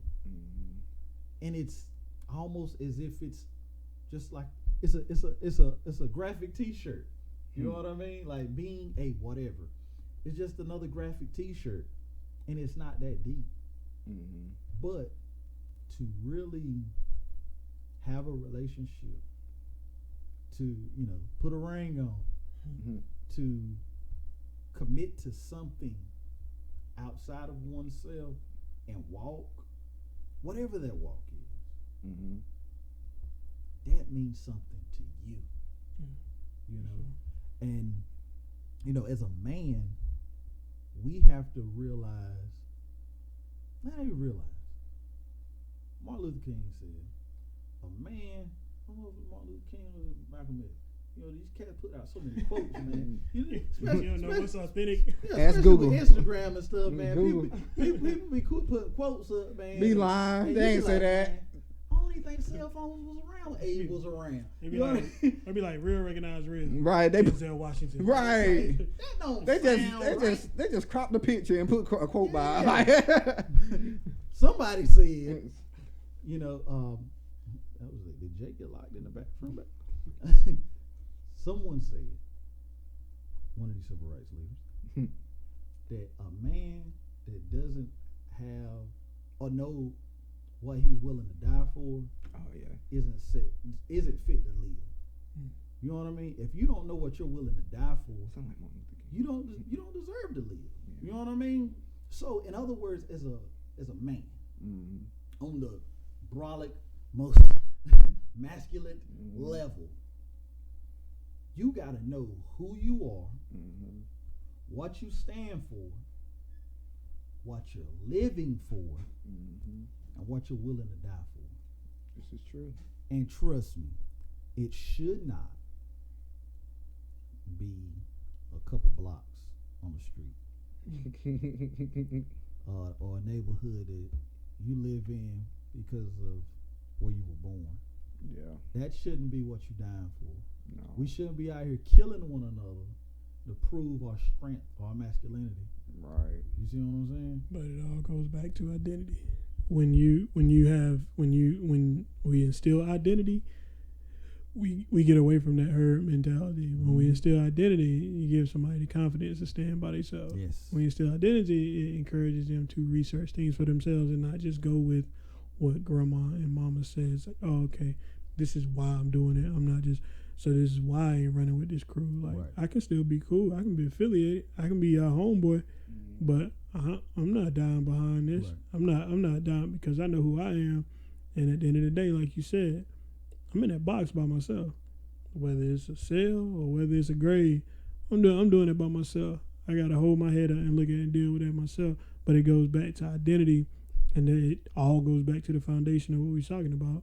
Being a man and understanding foundationally, saying, all right, bet, like, this is who I am. And I'm gonna be this blood in, blood out. Come winter, spring, summer, fall, whatever. It's me. I'm 10 toes down. And you gotta get that kind. That's hard. It's a challenging thing to do in this culture where they constantly tell you who you should be. So that's why we got to keep having these conversations like this, because it's important for young men and women to hear it, so they can even better understand young men you know, in the time they get with them or when they get with somebody, say, hey, look, who the real you? Yeah. You know what I'm saying? Like, I know who you are with your homeboys. I know who you are when we out wild. Like, who the real you? Right. Like, are you all right? Even though when the lights go out, Yeah. you good? You good when you home by yourself? Like, or do you need to be around somebody? Do you need to be doing this? Do you need the attention, or do you need X, Y, Z? Like, who are you? So that all ties back into just knowing who you are, Right. and not getting caught up in that wave where you feel like you got to rep a block or a color or a set or a crew or whatever. I feel like that. I feel like what you were just saying kind of go back to the conversation we were having about the male and female relationship, but just male and male relationship, because like you were talking about having that conversation of expectation when you getting with your potential spouse, you should kind of have a similar conversation with your male friends, like getting to know the real, right? Like that, the real you. Like, who are you? Like, what's your background? Where you come from? What are you into? What's your needs? You know what I mean? Like, you know, we might go on a tangent after I say this. I saw this video from my boys Aber and Preach. yeah. And in this video, I mean, they dope YouTubers. I don't know if you ever heard of, but these cats had a video in which they were talking about how women articulate why their friends like them. Right? Oh yeah, I see now. They think about, you know, why what do your friends like you? And the lady asked the brother, so why do your friends like you? It's like, that's not a man thing. Yeah. Dudes just don't really think about why other dudes like them. Right. Either you cool with me or you not. Right. Either we click or we don't. Cause they were like, that's gay. That's when they were joking. That's how it went, right? Yeah. So it's like, yo, like, why do you like me? Like, that sounds so gay. It does from a heterosexual male perspective. Yeah. Like, and I'm not saying that if you think about why your friends like you that you're gay or whatever, it's not that. It's just conceptually, men don't necessarily think about why other males or friends like them. No. You see what I'm saying? Yeah. It's like, why do you like me? Right. If you ask me that, bro, Yeah. I'd probably slap you. like, dang, bro. So the funny thing is, I only found myself in recent history. I only found myself asking myself that after something bad happened. Right. You'd be like, man, why am I kicking it with this dude? Like, after something is wrong, it's like, why even rock with you? Like, or what is it? Or you ask at least it was about your homeboy, like, why you rock with them? Yeah, like what? You know, so yeah, that's a valid point. Who got you here? Yeah. And it's like, but with men, right? Most of the time, it's either we click on a field or the court together. That was it, right? We met at work and we clicked. Or you friends of the family, right? Most of the time, that's all it is. That grandfather. You got grandfather. we play cousins that turn into real family. Yeah. You know, and just by being around or kicking it or having said experiences, we develop relationship through time and experience, right? But with the female counterpart, most of the time with men, we don't really develop relationships like that with women. No. You know what I mean? Yeah. Unless it's you my wife friend, or you friends of my girlfriend, or you hang around my little sister, or you hang with my cousin, like, and you know of.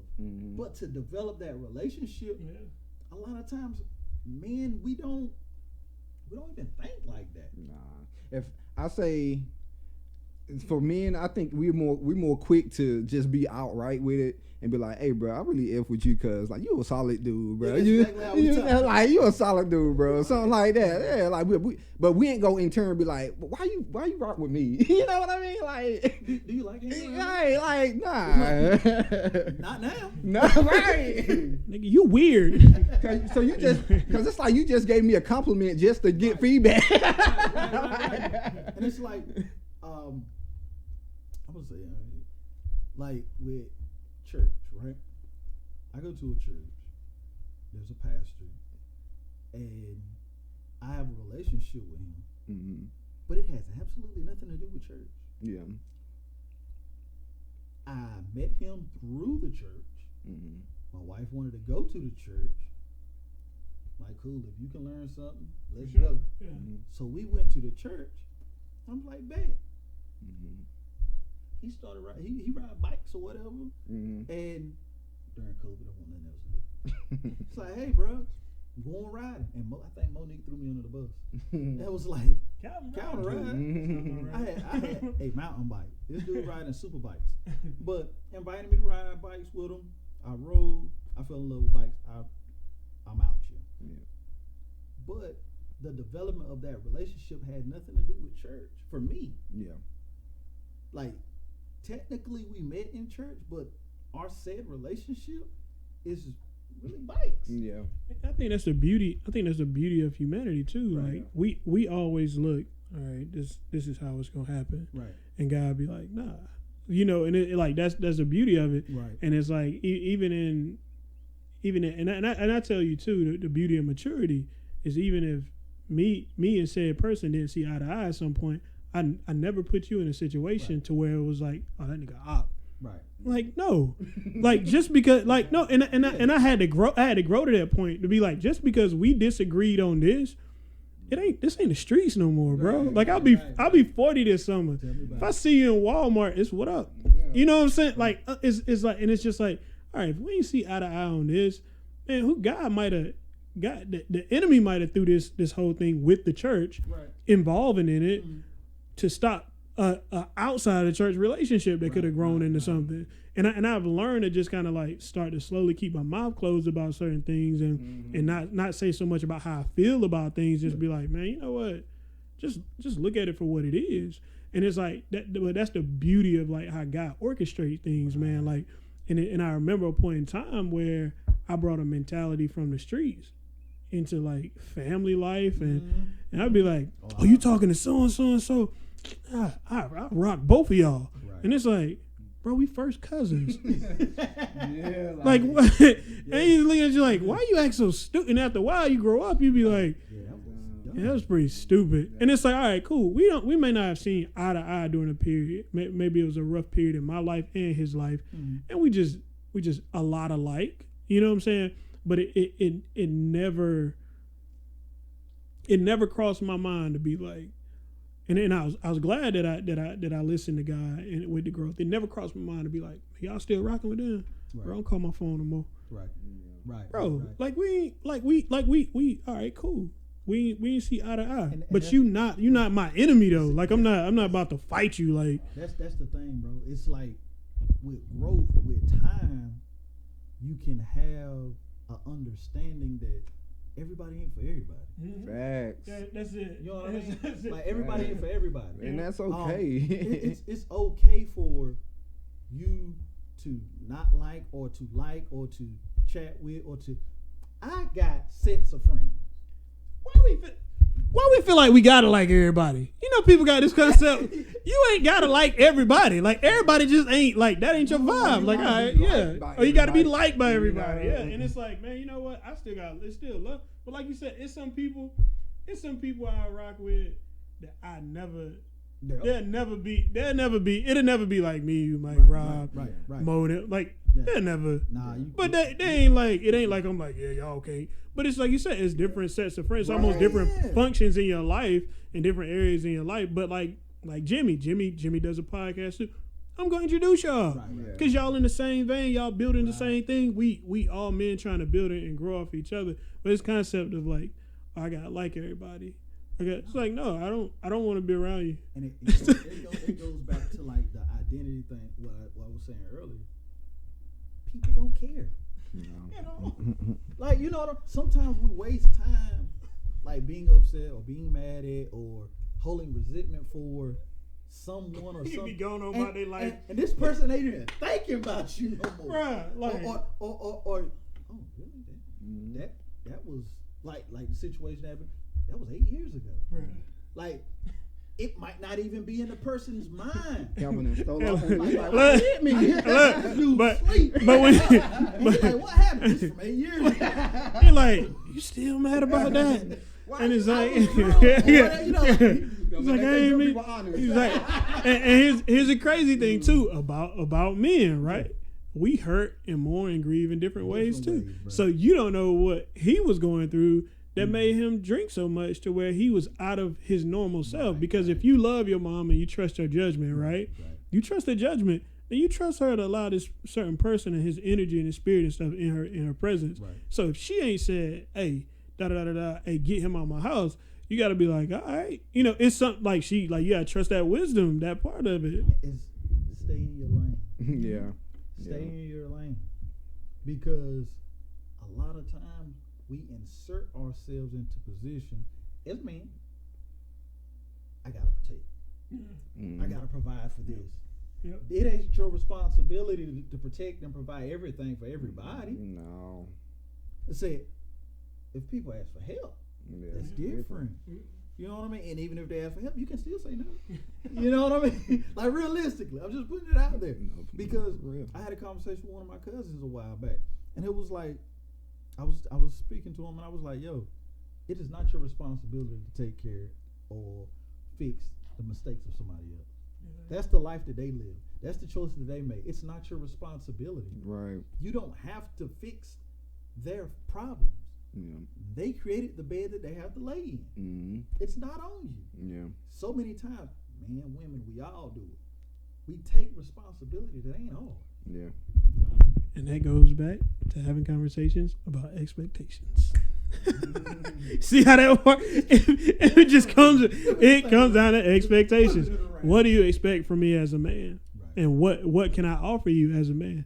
Right. Not even and in some situations I can't even allow you to put those expectations on me, because your expectations of me ain't realistic. I go back into this culture thing of like everybody telling me who I should be and what I should wear, how I should, and what kind of music I should make, or all this other stuff.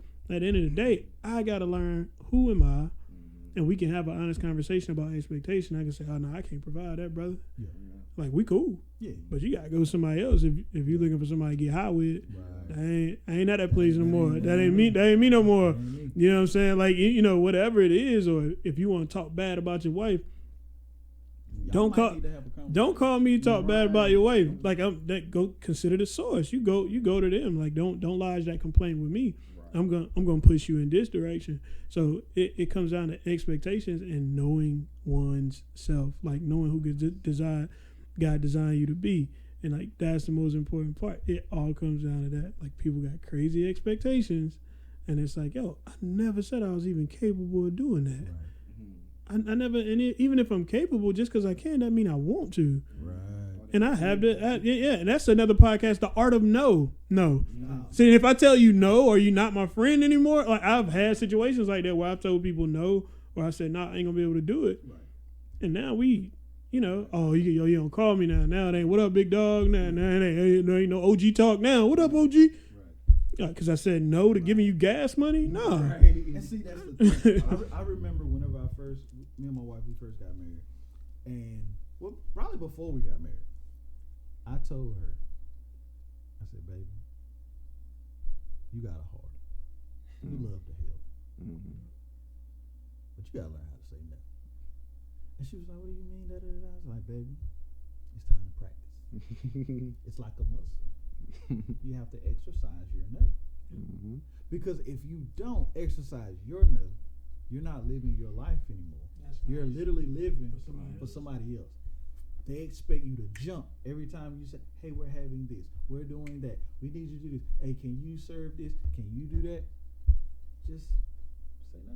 Mm-hmm. And hey, if said emotions arise and feelings get hurt and lines get crossed and hey, I can't ride with you no more because I said no, that just proved the nature of this relationship. Yeah. It wasn't set on good foundation. It wasn't real. You didn't care about me, you cared about what I could do for you. Exactly. And if that's the case, and I ain't putting a whole lot of energy. I said they said if it ain't gonna matter in 5 years, it shouldn't matter for 5 minutes or whatever. I'm sure I'm messing it up. Yeah. But I learned that too. Like, man, look, most of the stuff I realized a lot of people I was mad with, like the 8-year situation for you. Yeah. A lot of people I was mad with, I was mad so long I forgot why I was mad. Wow. You be like, oh, can't stand him, and then you like, what'd he do? Mind your business. Like, he did something like, and you just. don't worry about yeah. Right. So it's like one of I those just things, don't. man, where it's like, man, after a while, you just if I can say no to you, and I'm fine with you not being in my little circle Yeah. where I don't need something for you. Yeah, Well, I don't like you an access point for me. Like, oh, I got cool with so and so because he work at Best Buy. Oh, yeah. Yeah, and now we friends, but when he get fired, we don't talk as much. You know what I'm saying? Like, so I feel you on that. Like, it's just one of those things, man, where if I can't be like, nah, I can't do it, or I can't so and so. But communication is everything. Like the whole late thing. Like I picked the phone up and like, Cal, like I'm late. I learned to value people time. I may have some, we all men and trying to balance these things, but it's like communication, everything. You could be extremely disrespected if I don't communicate and say, hey, bro, I value your time. My bad. This what it just got away from me, whatever. I value enough to be like, hey, it comes down to communication. And that goes back to like when we was putting today's podcast together, right? Mm-hmm. It's kind of last minute. Mm-hmm. It's like, hey, if y'all can't make it, Yeah. it's perfectly fine. Yeah. I know it's last minute. Yeah. Right? But just let me know what your time looking like. Right. I might be running late too. You know what I mean? But it's just like you said, the art of communication, honoring one's time, honoring oneself. Being considerate. And what did you say? Letting people know said expectation. Mm-hmm. In a nutshell, we talked about 2 hours worth of stuff. Okay? If you follow this and you understand what we were talking about, God bless you. You're gifted. You are an interpreter, like myself. And you are patient, and you is kind. You is beautiful. In all honesty, man, I pray that we gave you guys something of value that you can take said nuggets and implement them in your life. Learn yourself, respect others, and realize everybody ain't for everybody. And there was a lot of relationship stuff in here too.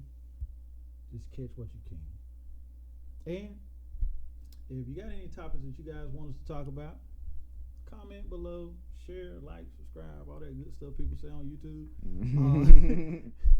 We love you. We appreciate you. And this was Cutting the Noise, Growing Through Conversation. And we damn sure had a long conversation. Here. Till next time. Chill. Here.